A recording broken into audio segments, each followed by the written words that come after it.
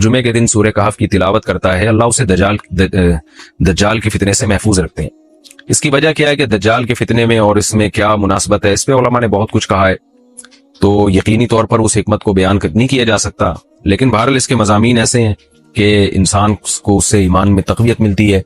اور بڑی بات یہ ہے کہ رسول اللہ صلی اللہ علیہ وسلم نے جب کسی چیز کے بارے میں ہمیں بتا دیا تو پھر ہمیں اس کی حکمت سمجھ میں نہ بھی آئے تو ہمیں بس اس پر ایمان لانا چاہیے۔ تو دجال کے فتنے سے بچنے کے لیے اگر کوئی جمعے کے دن اس کا اہتمام کرتا ہے تو انشاءاللہ اس کو فائدہ ہوگا۔ دجال کے فتنے سے بچنے میں سرسری غور سے ایک بڑی حکمت یہ معلوم ہوتی ہے کہ اللہ تعالیٰ نے بڑے بڑے قدرت کے اپنے نمونے دنیا میں دکھائے ہیں، جیسے اس میں خضر علیہ السلام کا واقعہ آئے گا، اصحاب کہف کا واقعہ، ذوالقرنین کا واقعہ، کہ کیسی اللہ نے ان کے ہاتھوں پہ اپنی قدرت کو ظاہر کیا۔ تو یہ اللہ تعالیٰ کے مختلف کام ہیں، یاجوج ماجوج کا تذکرہ بھی آئے گا اس میں۔ تو اس میں ہمیں پتہ چلتا ہے کہ اللہ کی قدرتوں میں بہت بڑی بڑی قدرتیں، اللہ مخلوق سے بھی بعض دفعہ بڑے بڑے کام لے لیتے ہیں۔ تو دجال بھی اللہ کی ایک مخلوق ہوگا، تو وہ اگر بڑے بڑے محیر العقول کام دکھا رہا ہے تو یہ اس کی علامت نہیں ہوگی کہ یہ خدا ہے۔ جیسے ذوالقرنین سے اللہ نے بڑا کام لیا تو وہ خدا تھوڑی بن گئے، اور خضر علیہ السلام کے ذریعے اللہ نے مردے کو زندہ ایک جو ہے نا وہ دیوار کو سیدھا کروا دیا اور تختہ جڑوا دیا، اور کچھ انہوں نے اللہ کے بتانے سے غیب کی خبریں بتا دی، تو اس سے وہ خدا تو نہیں بن گئے۔ اور جو اس طرح اصحاب کہف کئی سو یعنی 300 سال تک غار میں سوتے رہے تو اس سے وہ خدا نہیں بن گئے۔ تو ایسے ہی دجال کے جب ہم محیر العقول واقعات دیکھیں گے تو یہ اس کی علامت نہیں ہے کہ یہ خدا ہے، بلکہ اللہ کی مخلوق ہے۔ تو اللہ تعالیٰ نے جیسے پچھلے پیغمبروں میں ایسے واقعات رونما ہوئے اور مقصد لوگوں کی آزمائش تھا، تو دجال بھی لوگوں کی آزمائش ہی کے لیے آئے گا۔ اور بہت ساری حکمتیں جو علماء نے بیان کی ہیں۔ اچھا، یہ جو جمعے کے دن سورہ کہف پڑھنے کی فضیلت ہے، تو یہ جمعے کی رات کو اگر کوئی پڑھ لے تو بھی یہ فضیلت حاصل ہو جائے گی، تو کیونکہ روایات میں جمعے کی رات کا بھی تذکرہ ملتا ہے اور جمعے کا بھی تذکرہ ملتا ہے۔ الحمدللہ الذی، تمام تعریفیں اس اللہ کے لیے ہیں، انزل علی عبدہ الکتاب، جس نے اپنے بندے پر کتاب کو نازل کیا، ولم یجعل لہ عوجا، اور اس کتاب میں اس نے کوئی کجی نہیں رکھی۔ یہ قرآن کا کمال ہے، آپ الحمد سے لے کے والناس تک پڑھیں، 2 اور 2 4 کی طرح اس کی آیتیں اور اس کے مضامین سمجھ میں آتے ہیں۔ قرآن کے علاوہ کوئی بھی مذہبی کتاب آپ پڑھ لینا تو آپ کو سمجھ میں نہیں آئے گی کہ یہ کیا کہا جا رہا ہے اس میں، اور وہ باتیں نیچر کو اپیل بھی نہیں کریں گی، اور انسان وسوسوں کا شکار ہو جائے گا اور مصیبت میں پڑ جائے گا۔ لیکن قرآن کے دعوے کتنے واضح ہیں، اور دعووں میں تناقض نہیں ہے۔ قرآن نے کہا خدا ایک ہے، ہر جگہ یہی کہا کہ ایک ہے۔ محمد صلی اللہ علیہ وسلم کو کہا کہ نبی ہیں، بشر ہیں، نبی ہیں، تو بشریت کو ثابت کیا قرآن نے۔ جہاں نبی صلی اللہ علیہ وسلم سے اوٹ پٹانگ معجزوں کا مطالبہ کیا گیا تو بتا دیا گیا میں بشر ہوں۔ ایک ہی دعویٰ رہا ہے مسلسل شروع سے آخر تک، اور آخری نبی ہونے کا جب دعویٰ کیا گیا تو آخری ہی، یہ نہیں کہ پھر قرآن میں اشارے دے دیے ہوں کہ کوئی اور نبی بھی آئے گا۔ تو تناقض نہیں ہے قرآن میں، نماز کو فرض کیا تو نماز فرض ہے۔ تو یہ جتنے مضامین، پھر اخلاقیات کی جو تعلیم دی وہ تعلیم سیم ہے۔ تو یہ ہے کہ عوج نہیں ہے، بالکل نیچر کو اپیل کرنے والی 2 اور 2 4 کی طرح صاف ستھری باتیں ہیں قرآن مجید میں۔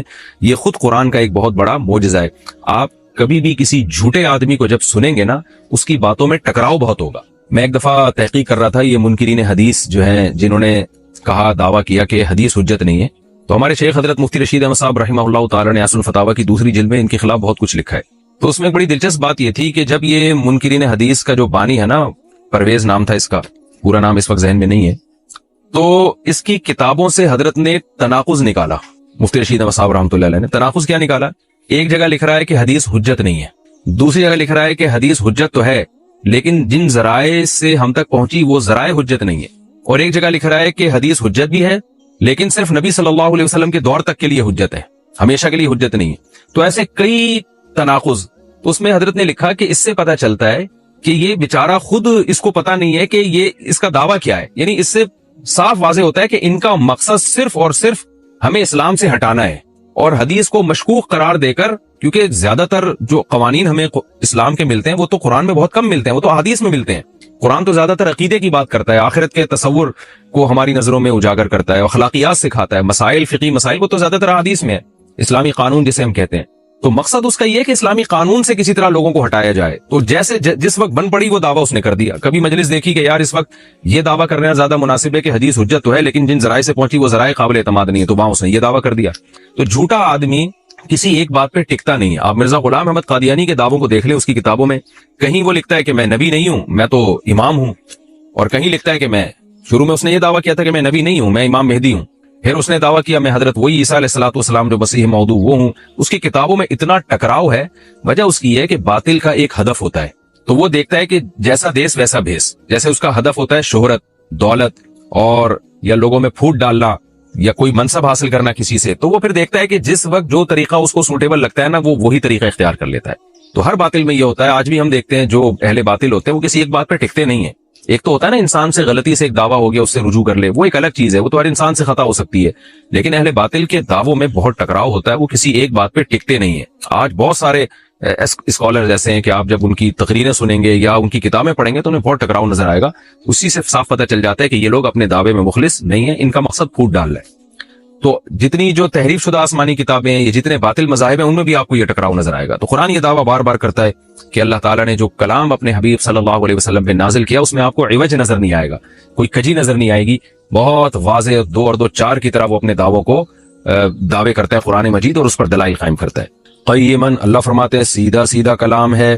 لینذر بأسا, تاکہ یہ ڈرا دے کہ اللہ تو نے اتنا صاف ستھرا کلام نازل کیوں کیا.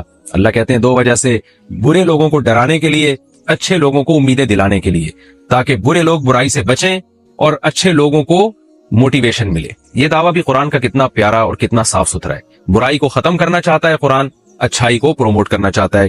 لینذر بأسا شدیدا, ہم نے کیوں نازل کیا, تاکہ یہ ڈرا دے شدید عذاب سے, من لدنہ, اللہ کی طرف سے, یعنی اللہ کی طرف سے ڈرا دے. وَيُبَشِّرَ الْمُؤْمِنِينَ, اور ایمان والوں کو خوشخبریاں سنا دے. کون سے ایمان والے؟ الَّذِينَ يَعْمَلُونَ الصَّالِحَاتِ, جو اچھے اعمال کرتے ہیں.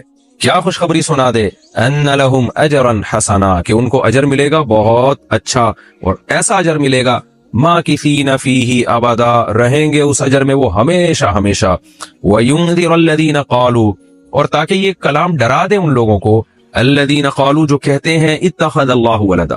اللہ نے ڈرانے کا ذکر 2 دفعہ کیا, اس لیے کہ ایک تو عام لوگ جو برے ہوتے ہیں ان کو ڈرا دے, اور مشرکین میں خاص طور پر یہ برائی تھی کہ یہود و نصارہ کی باتوں میں آ کے اللہ کے لیے اولاد ٹھہرا لیا کرتے تھے. وہ فرشتوں کو بیٹیاں کہہ دیا, یا عیسائیوں کی باتوں میں آ کے اللہ کے لیے اولاد ٹھہرا دی. تو اس لیے اللہ نے خاص طور پر ان مشرکین اور ان کافروں کا ذکر کیا جو نبی صلی اللہ علیہ وسلم کے دور میں اللہ کے لیے اولاد ٹھہراتے تھے, کہ ان کو بھی ڈرا دیا جائے. وَيُنذِرَ الَّذِينَ قَالُوا, اور ڈرا دے ان لوگوں کو جو کہتے ہیں اتخذ اللہ ولدا, کہ اللہ نے ٹھہرا لی ہے اولاد. سورہ کہف بھی مکی صورتوں میں سے ہے نا, تو اس میں بھی توحید کا مضمون بہت ہوگا.